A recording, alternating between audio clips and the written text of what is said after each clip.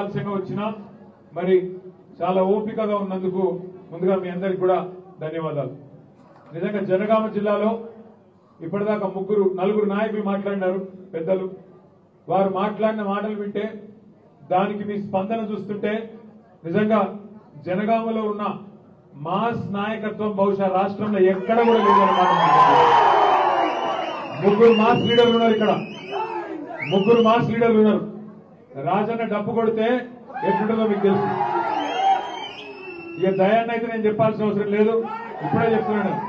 దయాకర్రావు గారికి ఇప్పుడే చెప్తున్నా, సూటిగా గుండెను తాకే విధంగా అద్భుతంగా బ్రహ్మాండంగా మాట్లాడినారు దయాకర్రావు గారు. వారి గురించి నేను కొత్తగా చెప్పాల్సిన అవసరం లేదు. ఇక మరి పల్లా రాజేశ్వరరెడ్డి గారు శాస్త్రీయంగా కాదు ఒక మాట చెప్పాలి. పల్లా రాజేశ్వరరెడ్డి గారు అధికారంలో ఉన్నప్పుడు, గవర్నమెంట్ లో ఉన్నప్పుడు దగ్గర నుండి నేను చూసినా. నేనే ఆయనకు ఒకరోజు ఫోన్ చేసి, అన్నా నేను సార్ రైతు బంధు తీసుకోమంటుండు, రైతు బంధు చైర్మన్ అంటే నాకెందుకన్నా అన్నాడు. కాదన్నా నువ్వైతేనే బాగా చేస్తావని సార్ చెప్పిండు, కంపల్సరీ తీసుకోవాలి. నువ్వు కూడా గ్రామీణ ప్రాంతం నుంచి ఒక రైతు కుటుంబాల నుంచి వచ్చినోడివి, మీ అమ్మగారికి కూడా సోడస్పల్లిలో వ్యవసాయం చేస్తున్నది కాబట్టి నువ్వే తీసుకోవాలి అంటే ఆ స్థాయిలో చూసినాం అధికారంలో. కానీ నిజంగా పల్లా రాజేశ్వరరెడ్డి అసలు క్యారెక్టరు, ఆయన పోరాట పటిమ ఎప్పుడు బయటపడ్డది అంటే ప్రతిపక్షంలోకి వచ్చినాకనే బయటపడ్డదనే మాటను మీకు విజ్ఞప్తి చేస్తున్నాను. ఆయన కాలేజీ బిల్డింగ్లు కూలగొడతామని నోటీసులు ఇచ్చారు. కూలగొడితే కోట్ల రూపాయల నష్టం, ఒక్కొక్క బిల్డింగ్ కూలగొడితే కోట్ల రూపాయల నష్టం వస్తుంది. భయపెట్టిండ్రు, బలవంతం చేసిండ్రు. నీకెందుకు పంచాయతీ కడియం శ్రీవారి చేసినట్టు నువ్వు కూడా దొంగ పని చేయమని చెప్పిర్రు.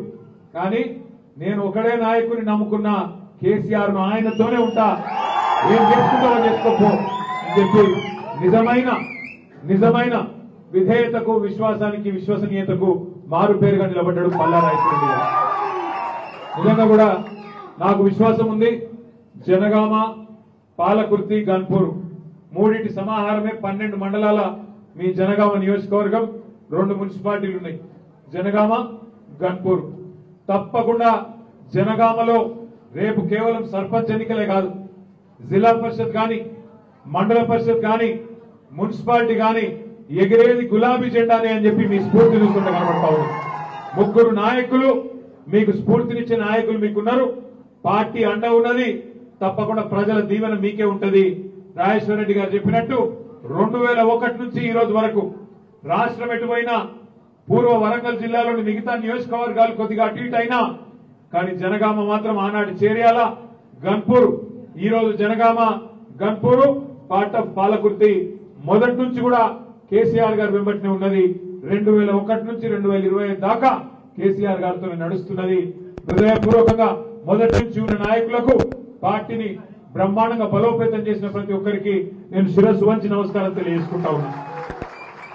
సరే, కొంతమంది మిత్రులు మాట్లాడుతున్నారు, అయ్యో ఇప్పుడే దయాన్న చెప్పినట్టు జూబ్లీహిల్స్ లా గెలుస్తాం అనుకున్నాం, రాజేశ్వరరెడ్డి అన్న అక్కడ ఒక డివిజన్ లో పనిచేసిండు, దయాన్న ఒక డివిజన్ లో పనిచేసిండు, శ్రీనివాసరెడ్డి ఇంకో డివిజన్ లో పనిచేసిండు. ముగ్గురు కూడా ఆయన ఎంబడ మొత్తం వరంగల్ బృందం అంతా దిగింది, మా వరంగల్ దళం దిగింది, పనిచేసింది, గట్టిగా పనిచేసింది. సరే, ప్రజలు కూడా నిజంగా చెప్పాలంటే మనతోనే ఉండిరి. కానీ రేవంత్ రెడ్డి గారి గెలుపు ఇంతకుముందు దయాన్న చెప్పినట్టు 3 రకాలుగా జరిగింది. ఒకటి రాయించుకున్న ఓట్లు, దొంగ ఓట్లు, రాయించుకున్న ఓట్లు. రెండోది వేయించుకున్న ఓట్లు, ఏది ఆటోలలో తెచ్చుకొని వాటికి పోలీసు వాళ్ళని అడ్డం పెట్టుకొని పక్క కాన్స్టిట్యున్సీలకు వెళ్లి తెచ్చుకొని వేయించుకున్న దొంగ ఓట్లు. మూడోది కొనుక్కున్న ఓట్లు. రాయించిన ఓట్లు, వేయించిన ఓట్లు, కొనుక్కున్న ఓట్లతో గెలిచిన గెలుపు అని నేనైతే అనుకుంటలేను, జూబ్లీహిల్స్ ప్రజలు కూడా అనుకుంటలేరనే నేను కూడా అనుకుంటా ఉన్నా.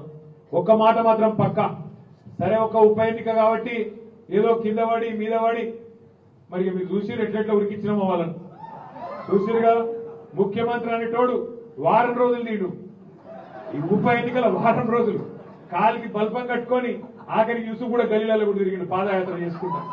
రెండోది, ఒక్క దెబ్బకు, ఒక్క మాటకు ఇవాళ ఒక మైనారిటీకి మంత్రి పదవి కూడా వచ్చింది. అజారుద్దీన్ ఒకళ్ళని మంత్రి చేసినాం, ముఖ్యమంత్రికి ముచ్చెమటలు పట్టించినాం, మంత్రివర్గం మొత్తం ఆఖరికి ఎలక్షన్ జరిగే రోజు కూడా డిప్యూటీ సీఎం బట్టి విక్రమార్క గల్లీలలో తిరుగుతున్నాడు జూబ్లీ హిల్స్ లో. ఒక పరిస్థితి తెచ్చినాం కాంగ్రెస్ పార్టీ. ఏది రెండేళ్లు తిరగకుండానే చెమటలు పట్టినాయి, రెండేళ్లు తిరగకుండానే ఓడిపోతామేమో అనే భయంతో గడగడ వణికిపోయి ఇవాళ గెలిచినాం రా సాగు తప్పి కన్నులొట్టవే అని చెప్పి లోపల గుద్దుకుంటారు. నేను ఒక్క మాట మీద ఆలోచించమని కోరుతున్నా. ఈ గెలుపు నిజమైన గెలుపు అయితే, ఈ గెలుపు నిజంగానే గెలుపు అయితే, వాపు మాత్రమే నేనంటున్నా, నిజంగానే బలుపు అయితే రేవంత్ రెడ్డి మరి 10 మంది ఎమ్మెల్యేలతో రాజీనామా చేయించే దమ్ముందా? పార్టీ మారిన 10 మంది ఎమ్మెల్యేలతో రాజీనామా చేయించి ఎలక్షన్ కు వచ్చే దమ్ము రేవంత్ రెడ్డికి ఉందా? లేదు. ఎందుకంటే ఆయనకు కూడా ఎరికే ఏదో ఒకటి కాబట్టి కింద మీద వాడి దొంగోట్లతో నడిపించిండు. 10 ఎట్లయితే అవి కాదు కదా.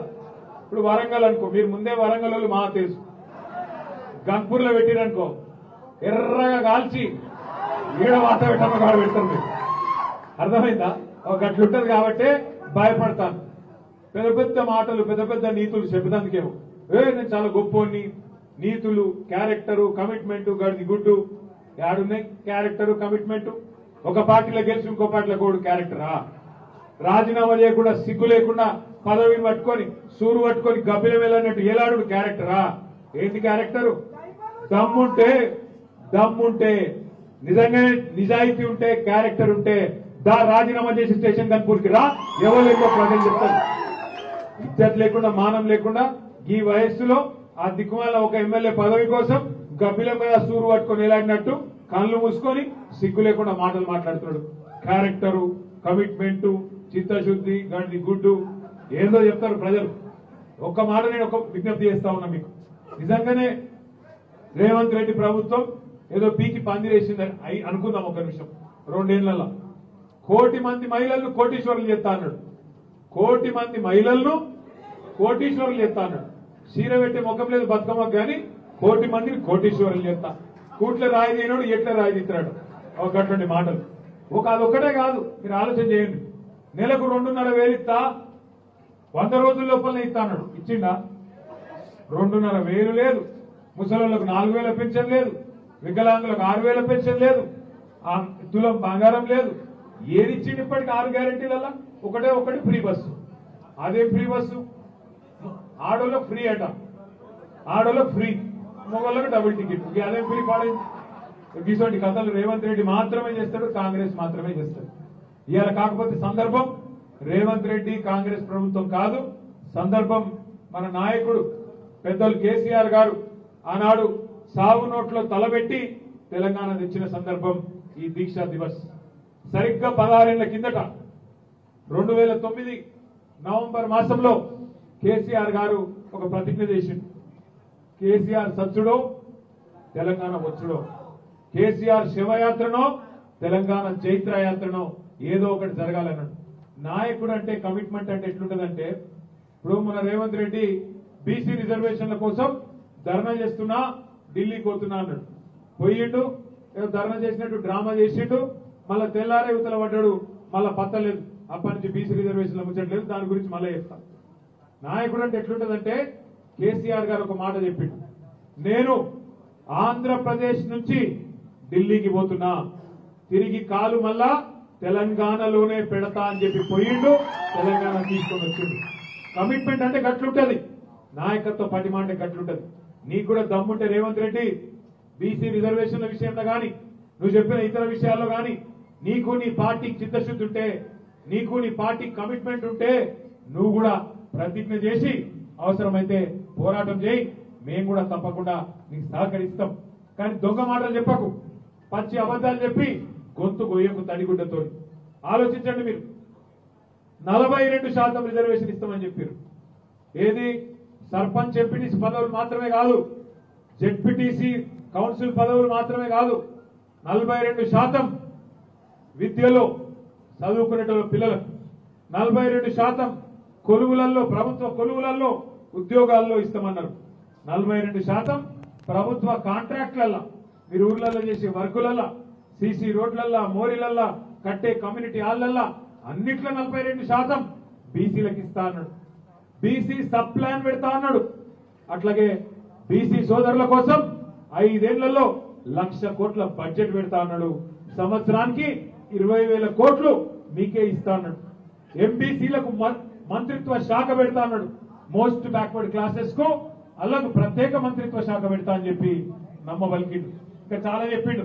ముదిరాజులను బీసీ డీలకెళ్ళి ఏల మారుస్తా, యాదవులకు డైరెక్ట్ గా ఖాతాలలో పైసలేస్తా, పద్మశాలీలకు మీ జిల్లాలో కూడా జనగామ జిల్లాలో కూడా మెగా పవర్ లూమ్ క్లస్టర్ పెడతా అని కులానికి ఒక మాట ఇచ్చిండు.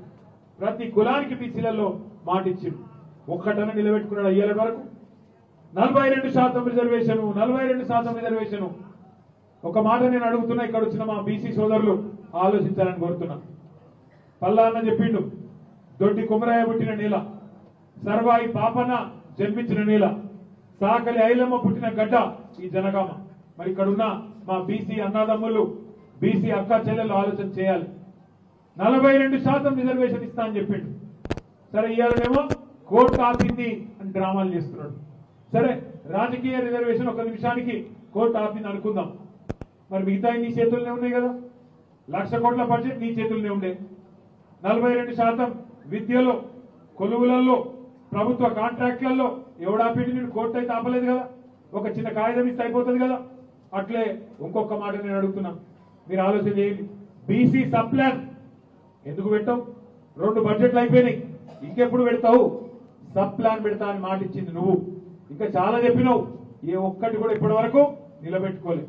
నిలబెట్టుకోకపోగా 42% రిజర్వేషన్ అని డ్రామా చేసి, కుల గణన అని చెప్పి 160 కోట్లు ఖర్చు పెట్టి బీసీల జనాభా తగ్గించి చూపెట్టిండు రేవంత్ రెడ్డి.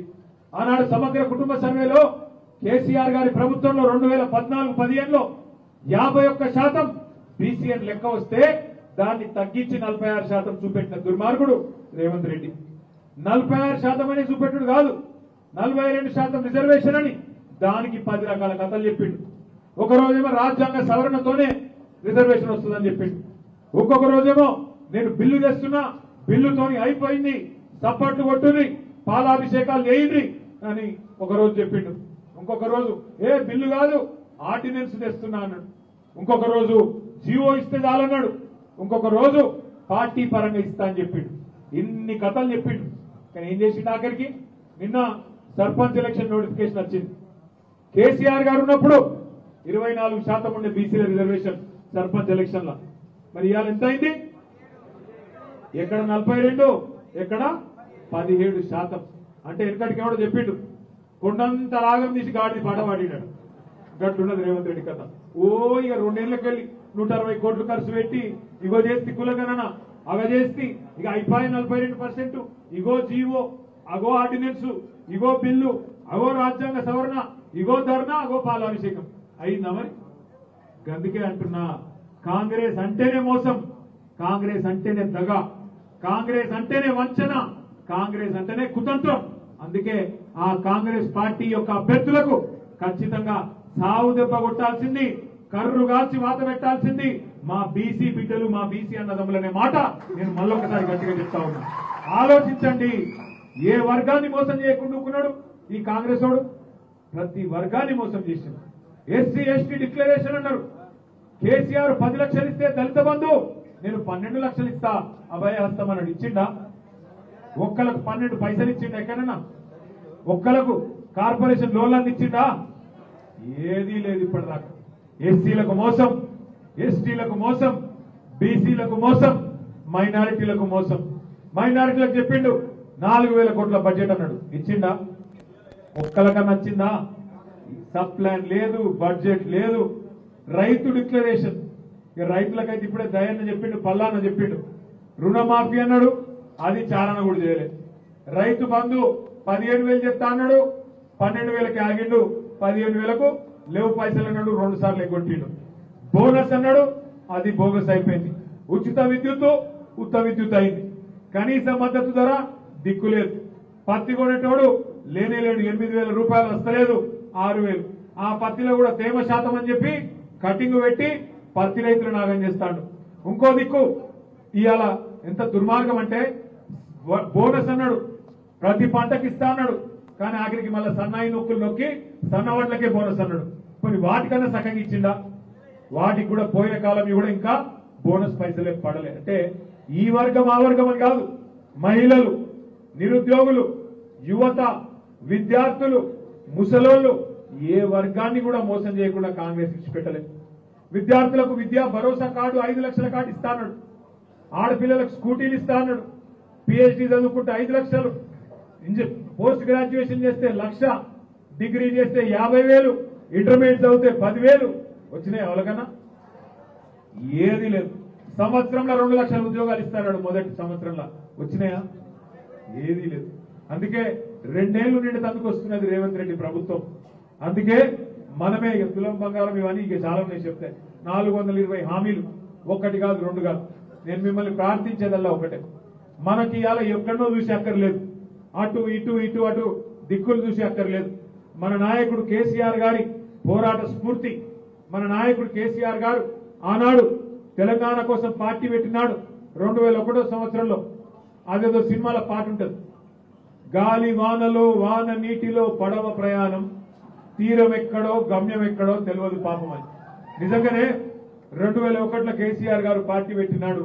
ఏంది పరిస్థితి? సరే ఇయ్యాలంటే జనగామలో మనకు ఒక పార్టీ ఆఫీస్ ఉంది, జనగామ జిల్లా అయింది, గింత పెద్ద బలగం, గింత పెద్ద సైన్యం ఉన్నది. ప్రతి ఊర్లో ఇయ్యాల కొట్లాడేందుకు లీడర్లు ఉన్నారు. 3 మాస్ లీడర్లు వేదిక మీదనే కూర్చొని ఉన్నారు. ఏ కాన్స్టిట్యున్సీకి ఆ కాన్స్టిట్యున్సీ జోర్దార్ లీడర్ ఉన్నాడు.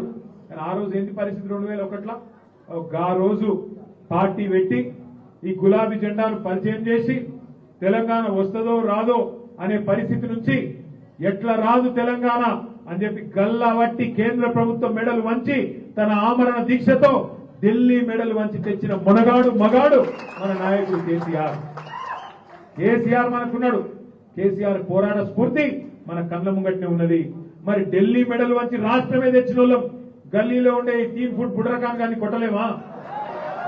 తిప్పి తిప్పి కొడితే 3 ఫీట్లు, తిప్పి తిప్పి కొడితే 3 ఫీట్లు, కానీ మాటలేమో తీసుమారు కానీ మాటలు ఉన్నదేమో 3 ఫీట్లు. అందుకే నేను అంటున్నా, పెద్ద కష్టమేం కాదు, టైం వస్తుంది, దేనికైనా టైం వస్తుంది, తొందరపడదు. ఎందుకంటే చీకటిని చూస్తేనే వెలుగు విలువ తెలుస్తుంది, చీకటిని చూస్తేనే వెలుగు విలువ తెలుస్తుంది, కష్టం అనుభవిస్తేనే సుఖం విలువ కూడా తెలుస్తుంది, గాడిదని చూసినాకనే గుర్రం విలువ కూడా తెలుస్తుంది. అర్థమైందా? అందుకే కాంగ్రెస్ రావాలి ఒకసారి, వస్తేనే ఇంకొక 20 ఏళ్ళు గులాబీ జెండా తప్ప మళ్ళీ ఒక జెండా తెలంగాణలో ఉండదు. మీరు ఒక్క మాట ఆలోచన చేయండి. సరే ఇప్పుడు తాత్కాలికంగా మనకు ఉండొచ్చు, ఇప్పుడే పల్లాన్న చెప్పిండు, వాళ్ళు ఎవరో పోయి గాడిదంటే గుర్తొచ్చింది. ఈ మంత్రుల కంటే గాడిదలకు ఇచ్చిందేమని పోయి దరఖాస్తు ఇచ్చారు పిల్లలు. తప్పేమున్నది? నాకు అర్థం కాదు, తప్పేమున్నది? వీళ్ళకి చెప్పినా గోడకు చెప్పినా ఒకటే. కాబట్టి ఆయన పోయి గాడిదకి ఇచ్చారు వినతి పత్రం, ఎందుకంటే వీళ్ళు దాంతో సమానమని. గాడిదలు బాధపడతాయి ఏమన్నా ఉంటే ఇంకా, వీళ్ళకేమని వచ్చింది? దానికి కేసులు 1 కాదు 2 కాదు, 2 ఏళ్ల నుంచి ఒకటే క్యాసెట్, ఇగో కేసీఆర్ నరేజ్ చెప్తారు, ఇగో కేటీఆర్ నరేజ్ చెప్తారు, ఇగో ఈ కేసులను నూపుతారు, గా కేసులను నూపుతారు. 2 ఏళ్ల నుంచి చెప్తారు రారా కొడుకాని. ఏం చేసిండు? ఏం చేసిండు? ఏం చేయగలుగుతాడు? మనం చేసిన తప్పేంది? కేసీఆర్ గారు జనగామకు నీళ్లు ఇచ్చుడు ఆయన చేసిన తప్ప, 24 గంటల కరెంటు రైతులకు ఇచ్చుడు తప్ప, 73,000 కోట్ల రూపాయలు రైతుల ఖాతాల్లో రైతు బంధు రూపంలో వేసుడు తప్ప, 30,000 కోట్ల రూపాయలు రుణమాఫీ చేసుడు తప్ప, రైతులకు పండించిన పంటకు మద్దతు ధర ఇచ్చుడు తప్ప, జనగామ జిల్లా చేసుడు తప్ప, వెనుకబడ్డ జనగామలో ఇవాళ సస్యశ్యామలమైన పొలాలు చూసే అవకాశం మీకు ఇచ్చుడు తప్ప, జనగామలో మెడికల్ కాలేజ్ పెట్టుడు కేసీఆర్ తప్ప, జనగామలో నర్సింగ్ కాలేజ్ పెట్టుడు కేసీఆర్ తప్ప, జనగామను జిల్లా కేంద్రం చేసి మీరు వరంగల్ పోయే అవసరం లేకుండా కలెక్టర్ ఎస్పీని జిల్లా అధికారులను మీ కండ్ల ముంగట ఆలీషాన్ జనగామ కలెక్టరేట్ లో కూర్చోబెట్టుడు తప్ప ఏది? ఎందుకు తప్పు చేసిండు కేసీఆర్? ఎక్కడ తప్పు చేసిండు? బ్రహ్మాండంగా పరిపాలించిండు. అక్కడక్కడ మన ఎమ్మెల్యేలు కొంతేమన్నా చిన్న చిన్న వాళ్ళ మీద కోపం ఉంటే అది కొద్దిగా కొట్టింది మనం తప్ప, కేసీఆర్ గారి మీద ప్రజలు ఎక్కడ కోపం లేనే లేదు. ఉండొచ్చు ఆడనో ఈడనో చిన్న చిన్న తప్పులు జరగచ్చు, నేను కాదంటలేదు. కానీ ఇలా ప్రజలకు అర్థమైంది, ప్రజలకు మొత్తం అర్థమైంది, ఏం పోగొట్టుకున్నాం అర్థమైంది. నేను చూస్తున్నా ఆ పాలకుర్తిలో ఉండే చాలా మంది మాట్లాడుతున్నారు, ఆ వీడియోలు తిరుగుతున్నాయి. ఇక దయాకరణ ఊకోడుగా తిరుగుతూనే ఉంటాడు అలవాడి. ఆడ మొన్న యూరియా బస్తాలకు ప్రజలు బాధపడుతుంటే తిరుగుతున్నాడు, నేను చూసిన. ఎవరో ఒక రైతు వచ్చి చెప్తున్నాడు దయాన్నకు, అన్నా యూరియా బస్తాలు దొరుకుతలేవే అని. అన్న ఏమడికి నిరికినా ఎవరో గుద్దినా అంటాడు.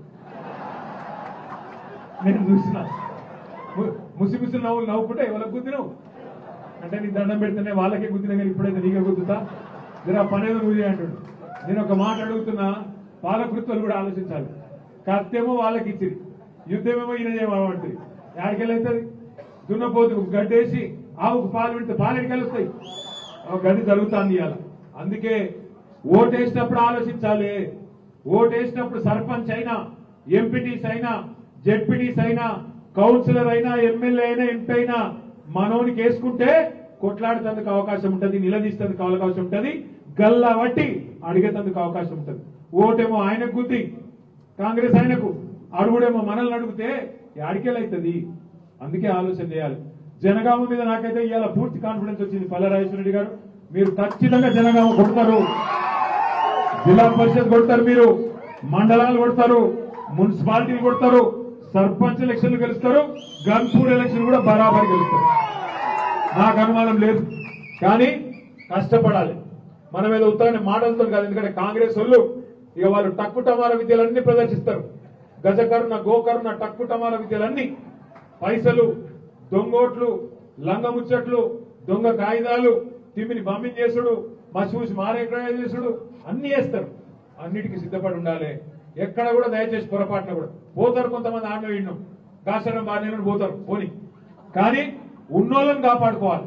నేను మా నాయకత్వాన్ని కోరుతా ఉన్న జిల్లాలో దయచేసి అవసరమైతే మీకోసం హైదరాబాద్ నుంచి ప్రత్యేకంగా లాయర్లను నేను పంపిస్తా.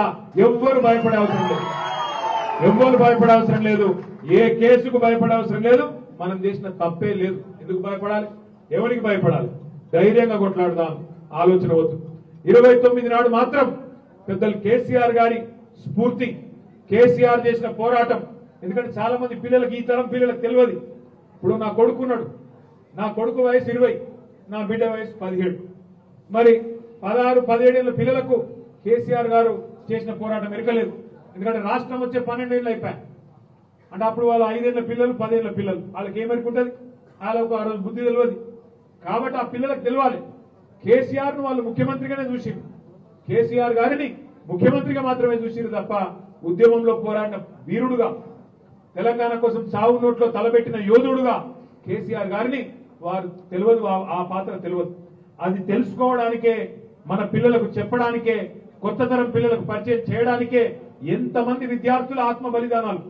శ్రీకాంతాచారి నుంచి మొదలు పెడితే ఈశాన్ రెడ్డి, వేణుగోపాల్ రెడ్డి, సువర్ణ ఒక్కరు కాదు, ఎంతో మంది పిల్లలు, విద్యార్థులు చచ్చిపోతే, మన వాళ్ళు ఎంతో మంది జైళ్లకు పోతే, కేసీఆర్ గారు సావు నోట్లో తలబెడితే అట్లా వచ్చింది తెలంగాణ తప్ప పైరవులతోనో ఇంకో దాంతో రాలే.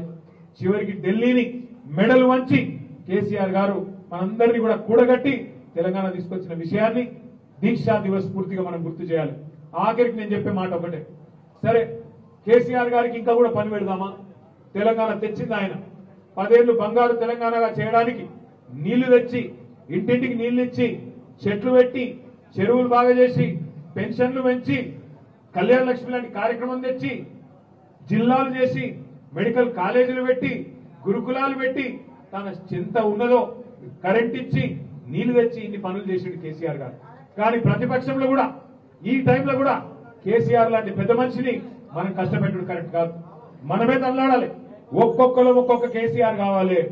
ఏ ఊరోళ్ళు ఆ ఊర్లో కథానాయకులు కావాలి, ఏ ఊరోళ్ళు ఆ ఊర్లో కథానాయికలు కావాలి. మనమే విజృంభించాలి, మనమే చెప్పాలి. ఎందుకు గులాబీ జెండా కోటేయాలి, ఎందుకు గులాబీ జెండా తెలంగాణలో ఉండాలి? ఎందుకంటే ఒకటే కారణం, 2 షేపోయి పార్టీలే, 2 పార్టీలు షేపోయి పార్టీలే, కాంగ్రెస్, బీజేపీ. వాళ్ళకెన్నడూ కడుపులో తెలంగాణ మీద ప్రేమ ఉండదు. 2 షేపోయి పార్టీలే, 2 ఢిల్లీ గులాంలే. గందుకే తెలంగాణ పార్టీ ఉండాలి.